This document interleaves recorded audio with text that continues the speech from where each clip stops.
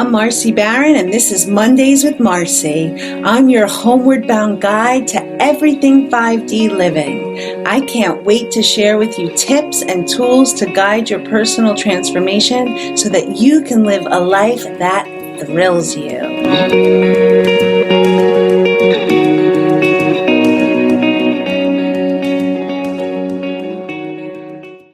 Hello and welcome to this week's Mondays with Marcy. I am Marcy Barron, your host, and today I am delighted and excited to welcome Donna Amber to the show. Welcome.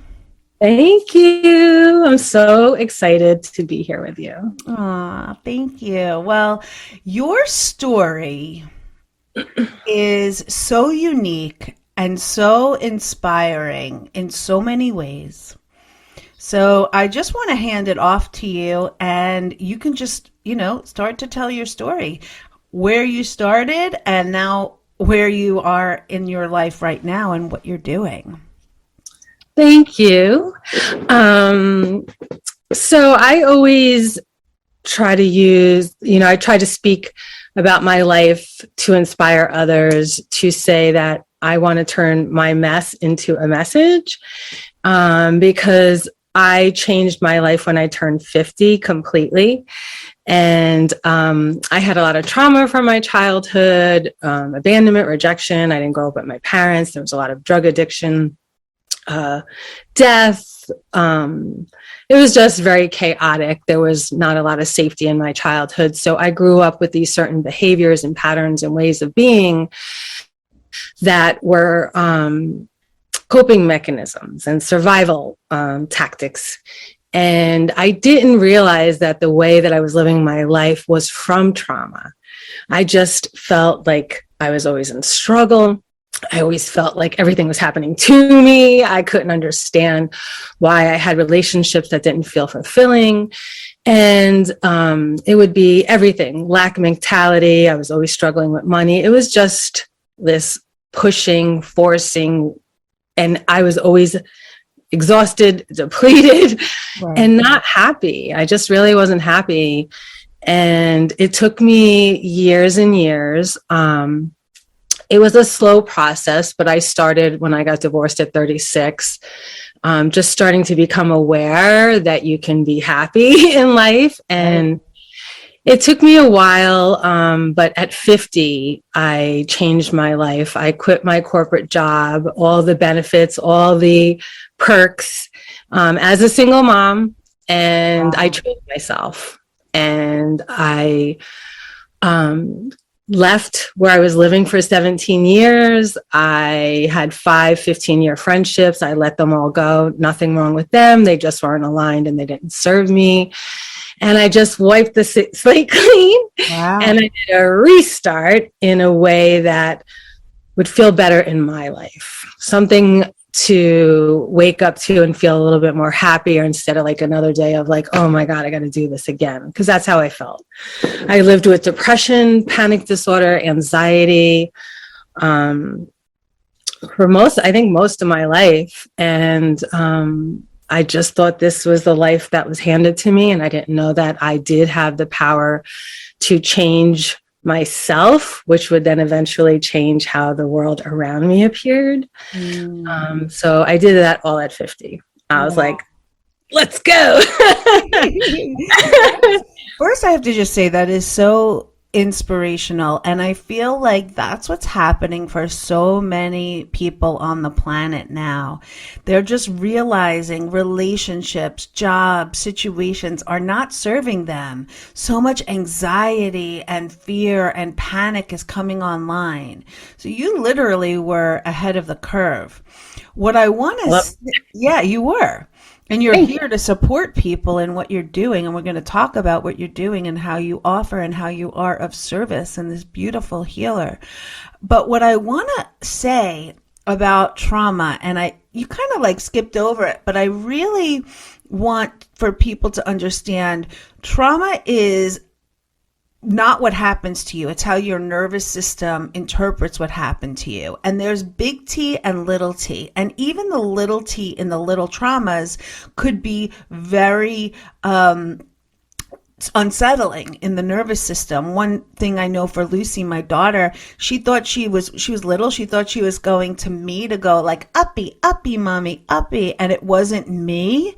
And it literally left an imprint in her nervous system where she talked about it for years and years after. And then we had to release that seemingly little T, but it was a big trauma for her. What I want to say about you, Donna, is that you really came in with very specific, intense, and deeply rooted big T in ways that many of us don't even know about. From what I know about you, you were in utero and your mom was addicted to heroin. Yeah. So you were born addicted to heroin. Right. Struggling right away. Struggling right out of the gate. Yeah. I mean, that's a whole, and again, just such kudos to you. Yeah, we take a breath on it, right? Such kudos to you and the enormity of that, right? And then, like you said, abandonment. I know, again, at 4 years old, you had life-altering death. You literally saw your mom die in front of you in the car, right? Yeah, of a heroin overdose in a gas station. And it's the only day that I remember of her, unfortunately. But it's honestly even before that. Like, I've been really doing a lot more healing on my inner child and realizing that for the short time, my parents, they were 16 and 17 when they had me, in that short period of time, that remembering how neglected I was, that they didn't feed me. My diapers were wet. The police would come in. You know, there was a thing where my mom got arrested because there was an altercation with my mom and dad. Like, so very, very little I've come to remember that in my body, the trauma, that it was never safe for me. Right. I never, ever felt safe. I've never felt that until more recent years of doing the work of healing my inner child. Wow. It was, my mom died at 4, and then my next caretaker, he died of a heroin overdose at 6. And then unfortunately, my grandmother, who was taking care of me, she kind of lost her mind and started to abuse me. And so I was taken out of that house and brought to a different, so there was no one protecting me. Right. It was kind of just moving around, and and that's why I learned at such an early age to be a people pleaser, because I had to stay in people's houses. And this was the only way to feel safe, is to do what they wanted me to do or what I thought they wanted me to do. And there was violations of boundaries with sexual trauma, physical trauma, emotional trauma. So honestly, as I'm saying that, I'm like, I don't even know how I got through it. Right. Because there was so much. And it's not until my 50s did I really start to see how everything was really, there was a lot of big T's to deal with. Yeah. And just thank you, for your bravery in sharing it, and the courage in which, and the fortitude in which you have literally survived.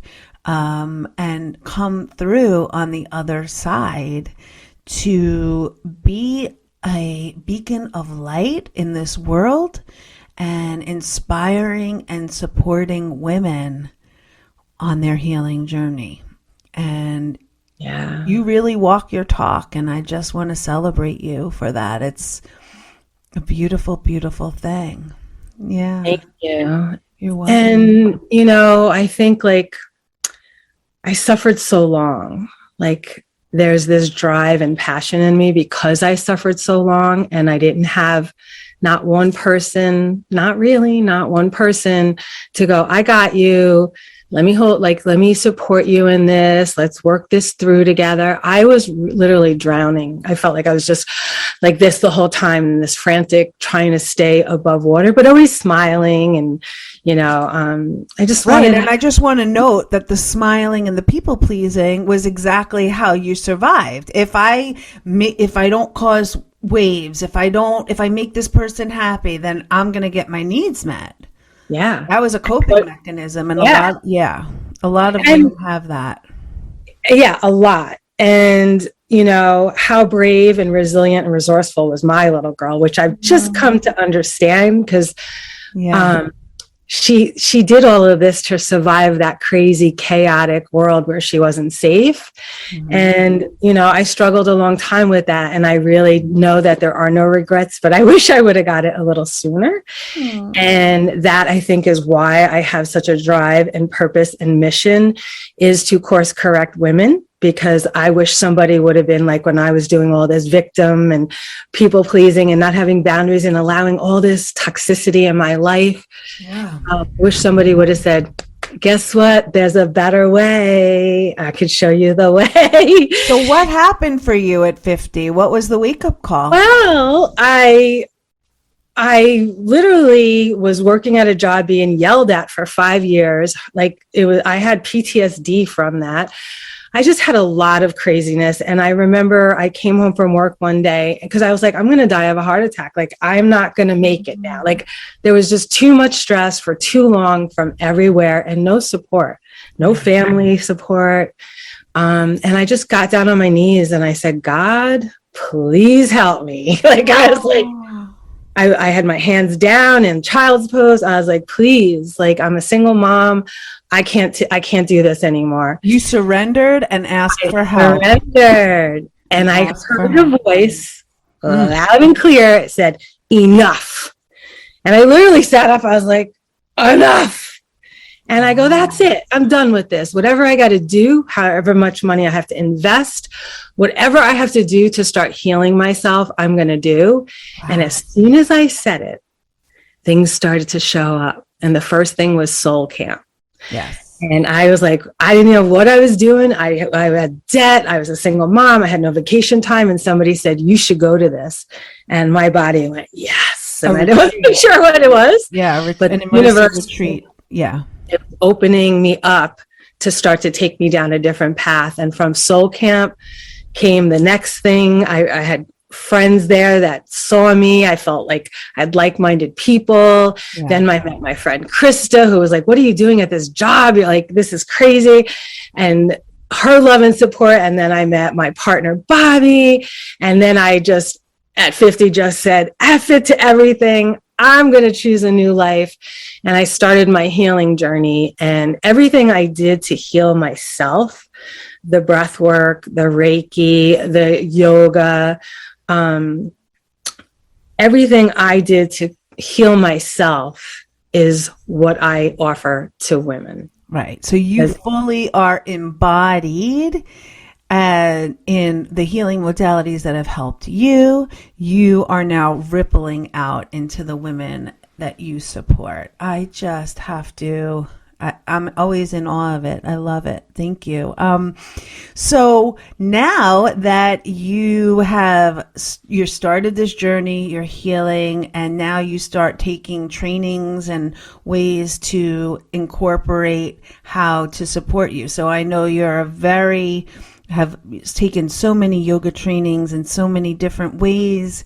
The breath work, you and I took very close together. Too bad we weren't in the same training. That would have been awesome. I love it, right? You are Reiki attuned. And one of the ways that I know you really support and hold space for women is on retreat.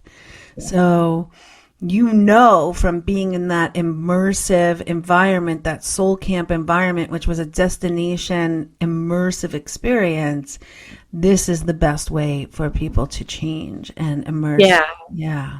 I love it was, you know, like I was living my life, you know, I was in the same apartment for 17 years. I was a single mom. I was going to the same job. Like, it was this habitual thing that I was doing every single day. And when we were taken out of our safety, comfort, and we were placed in another container, it's safe, but it's different, and it might nudge you out of your comfort zone. It shifts you. It helps you to see differently. It helps you to become like more observing in the ways that you were operating when you were home to what you're able to do now. And I try to just be authentic and be myself and nudge women and give them a little permission to be more empowered, choose yourself, love yourself.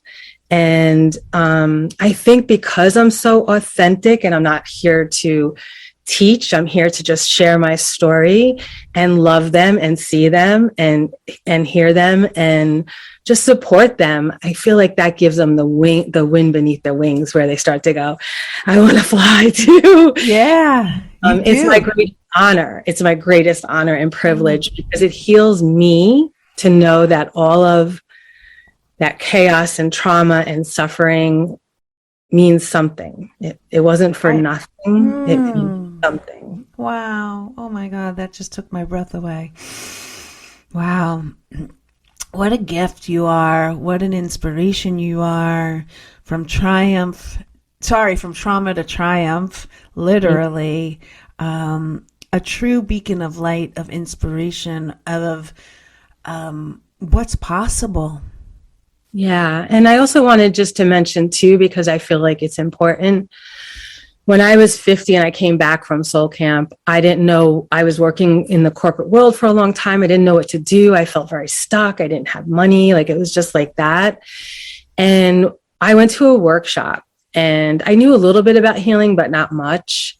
And they did this magic carpet meditation, but it was really just, looking and thinking about what I want to be in a couple of years. Like, what would I look like? What would it feel like? Who's around me? And it was a manifestation tool that I got so many downloads. And that's, my name, Humble Healer, my business.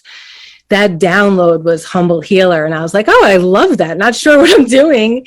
And at the time I had short blonde hair. I was like in the corporate world. I was always me, but very much more like, stressed and a little more anxious.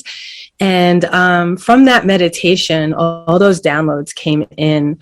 And I literally said, in a few years, I'm going to be Humble Healer. I'm going to have long curly hair, wavy clothes, a rescue dog, a spiritual boyfriend, a retreat house. And at that time, I had none of that. And by me really, putting that in my vision, in my body, and feeling it and writing it down and believing that I can choose my life and make it different, it all came to fruition in just that short time. And it's possible for anyone, because I felt very stuck. So if you're listening and you feel like, well, that couldn't happen to me. Oh yeah, it can. And I keep doing it over and over and over. And now I just teach women, like, you can do this too. It's like letting go of what no longer serves you, whether it's thoughts, behaviors, people, jobs, anything that doesn't feel good in your body and in your life. It's gotta go. It's gotta go. It's gotta go. Because it creates space for what you desire, what lights you up, what fuels your soul. And when you're living in that and you feel that, you attract more of that. And it is so much better than the way I thought I had to live. I want to end on that beautiful note. What an inspiration you are. How can our listeners contact you and see what you offer in all the ways? So the best place I would say is on Instagram, Humble Healer, Donna Amber on Facebook. I do have a website that's being revamped. What's your email address? Maybe someone can email you if they're sure. It's goddessamber@icloud.com. And I do intimate retreats in this beautiful cabin upstate in a forest. And those are one-on-ones, because I love to be very vulnerable and intimate and really hold like mother goddess energy for women, women to really, they're all tired, exhausted from overdoing, pleasing, and giving. And so I am this beautiful container for them to just like let it all go and be.